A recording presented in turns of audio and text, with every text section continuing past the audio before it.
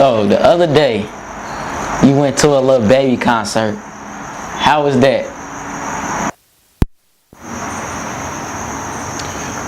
Uh, it was nice. I mean, it was straight. I can't even say that it wasn't. It was straight.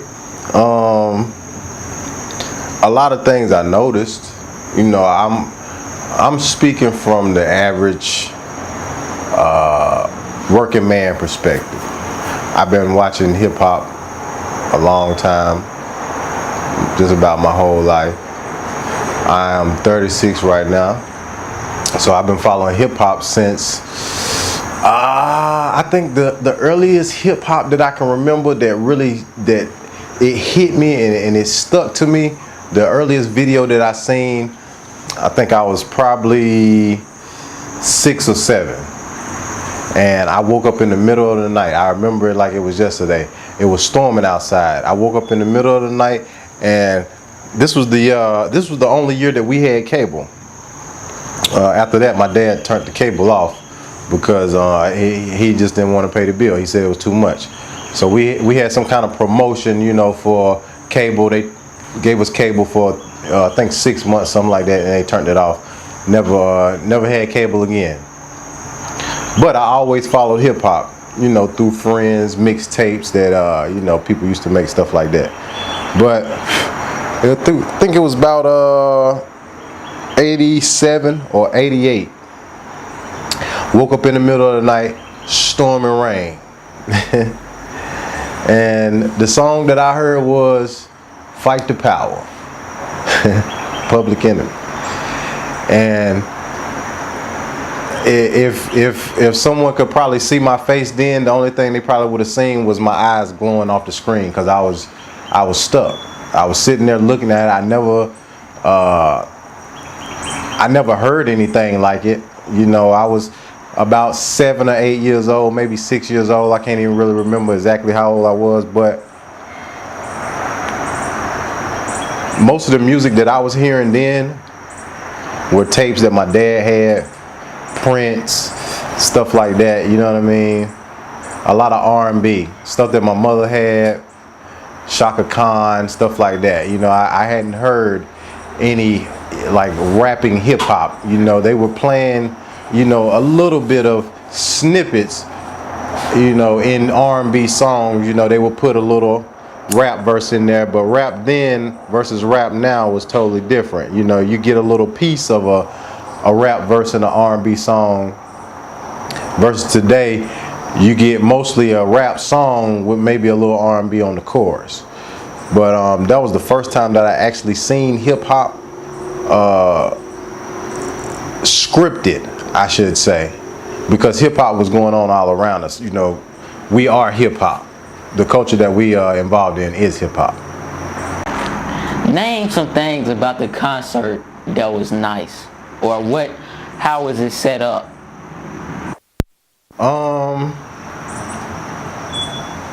One thing that I did like about the concert, it was easy access. You know, we pulled up, pulled in, got out, you know, got the little pat down search, you know what I'm saying?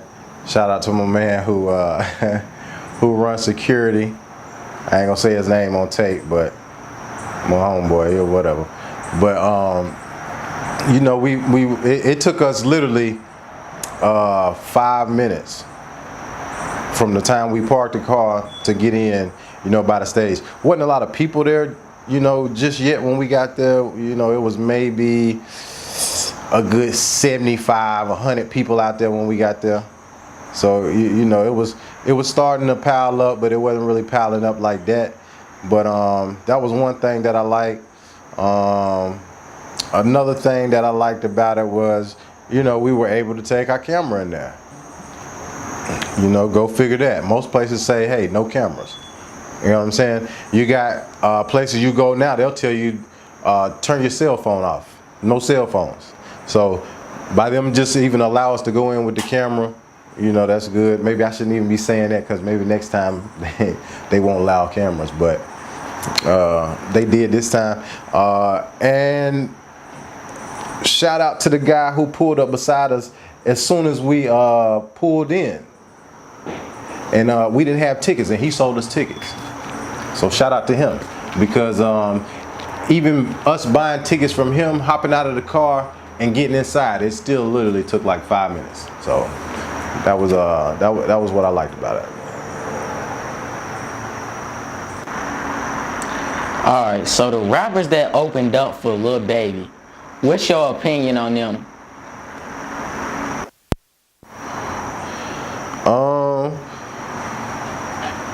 I can't remember their names, but I'm probably going to do a little bit more study to find out more about them.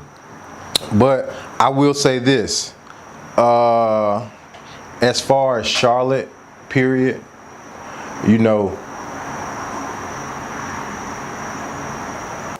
Okay, it was one named Trouble Gambino.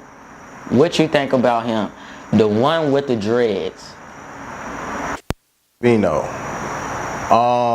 Actually, he was good. He was good.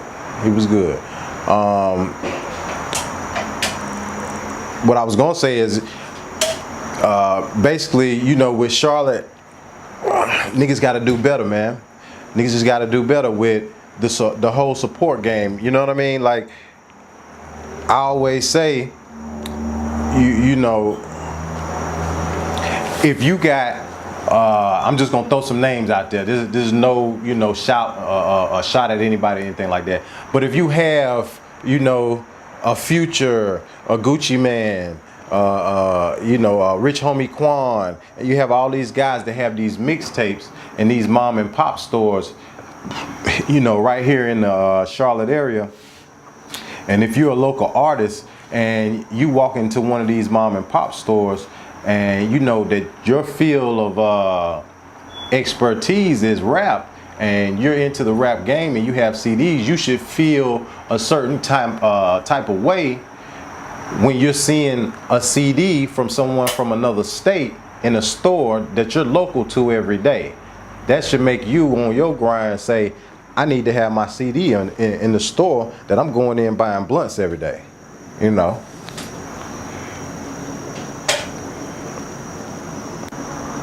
Okay, so how did the crowd act when the opening rappers were performing versus when Lil Baby went up there and performed? Night and day. It was night and day.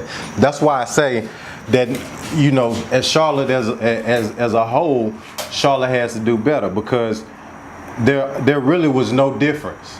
You know what I'm saying? The Gambino cat, his performance was on a level of Lil Baby's performance. You know what I mean? He was just probably not paid as much, and he probably you know, doesn't have the entity behind him pushing him like a Lil Baby does. So you know, I don't know as far as the level of, you know, his career right now, but I can say, I didn't mean to hit the mic, but I can say that there really was no difference, man. He was good. You know, his performance was good. He had his songs and everything. You know, he performed his songs perfectly. There was no lip singing, because, you know, we could hear the mics. So, you know, he didn't stumble across anything. He came out crisp and clear. You know, he knew his material. You know, and he knew his material, and he performed his material like, you know, like he was getting paid top dollar to do it.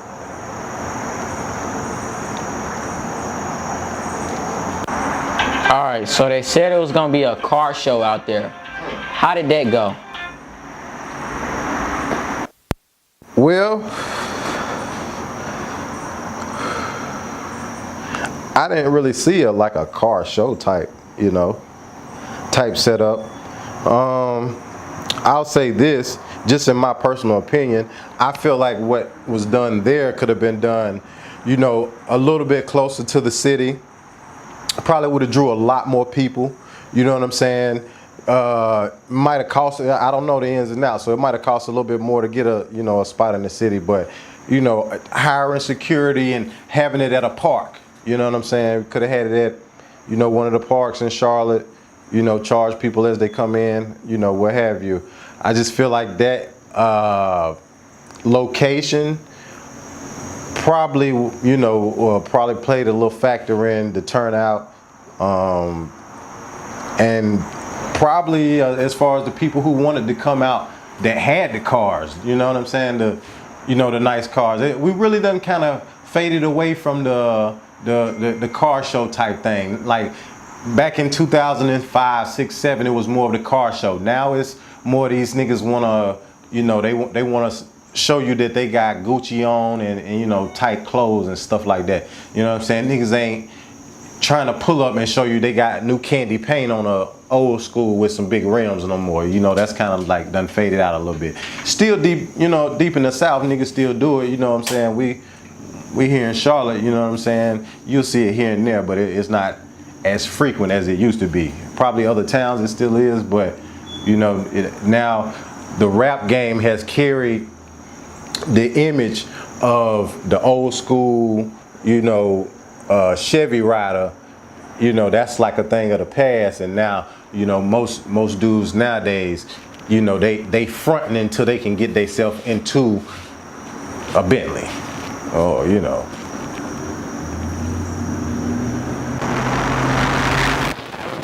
How did you hear about the event?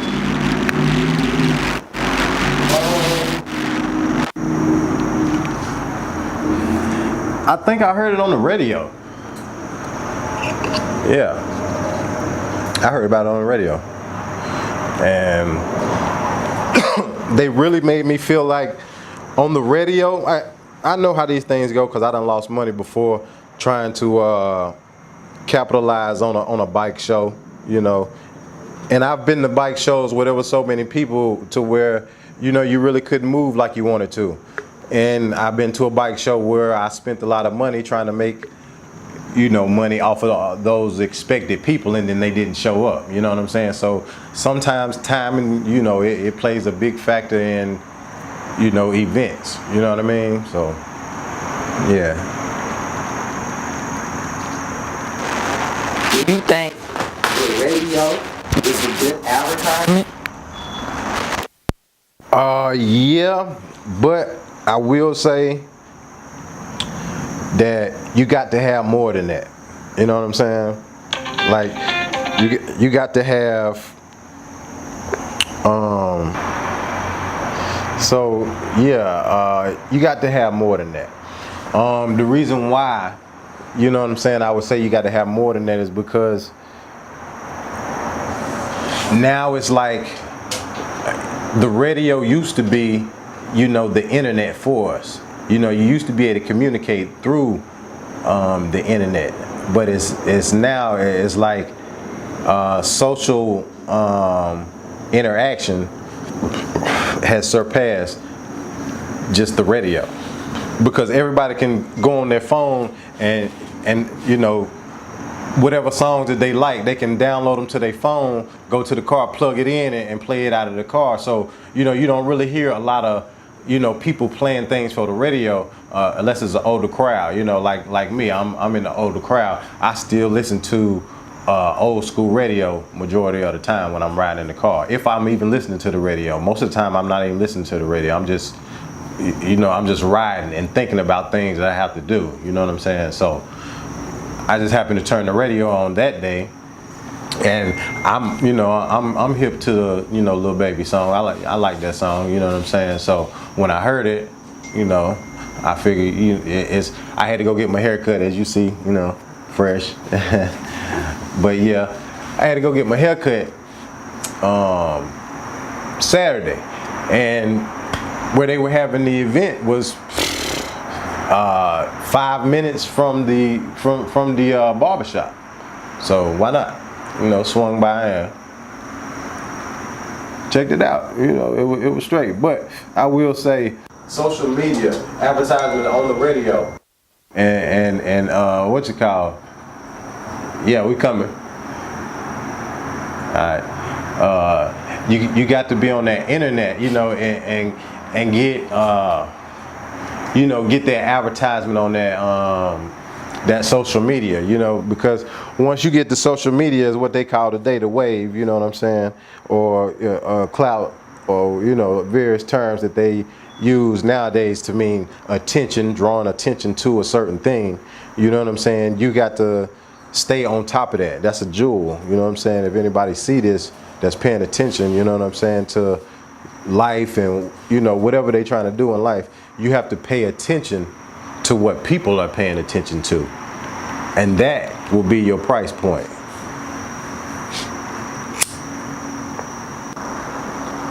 All right. Compare rap between now and back then. Back then, as far as like how back then? Like how far back then are we talking about? When it first started. Well, I wasn't around when rap first started. Like I say, I got wind of rap in maybe like the 80s, 87. But even still, I wasn't like a hardcore rap person, you know what I'm saying? I still just was, I like music, you know what I'm saying? And I was around, you know, family members that were playing, you know, music. Like nowadays, I will say this about rap today and rap back then. Rap back then, you might listen to a song and that might be your song for 2 years, 3 years. That's your song, you know what I'm saying? That's how slow rap was, you know what I'm saying? But it's kind of like a wheel or like a train, you know what I'm saying? You know, it was a slow turning wheel then, you know, it was just picking up speed. So, you know, you would have a song that would linger around 1.5 years, 2 years, and then another song come out, you know, the Fat Boys Are Back, and you know, we can never be whack. You shit like that, you know what I'm saying? Shit like that, they'll play that shit for, you know, you'll get a whole 1.5 years run out of that. You know what I'm saying? That'll be a hit, you know what I'm saying? And that was just getting the train started. Until now, you know what I'm saying, rap today, you're not gonna listen to a song on the radio, you know, for 1.5 years. You know what I'm saying? You lucky if you hear that joint for a good 1.5 months.